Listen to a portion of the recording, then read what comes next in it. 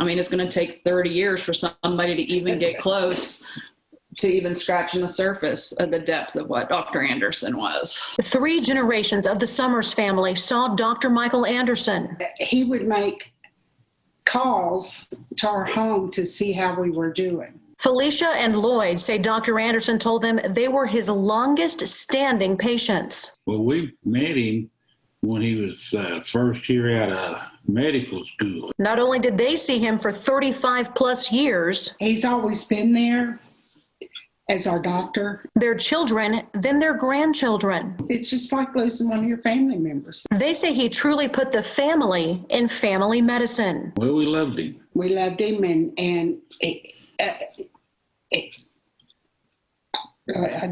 We loved him. We just loved him. There for his grandkids, there for his children, there for his patients. President of his Sunday school class. Dr. Anderson's son-in-law, Chuck Glover, said He wanted to give you 100% of everything he had to give. not only did he serve his family, his patients, and his church, He was just invested in people. Dr. Anderson had a servant's spirit his whole life. You know, not very many people were signing up to go fight in Vietnam. He was 17 years old and he was asking to go. And it was that veteran connection that brought Dr. Anderson close to one of his patients. Keith Fox sent me a note after his beloved doctor passed away. He told me he liked one of my VN hats. When he told me he also served in Vietnam, I got him one. As veterans, we had a lot in common. I'm going to miss him beyond words. He always listened. He cared. He took great care of me, never got upset when he had to repeat himself. There just won't be another doctor who cared about me like Dr. Anderson did. I read the patient's note to Dr. Anderson's son-in-law. His response was emotional. That's him.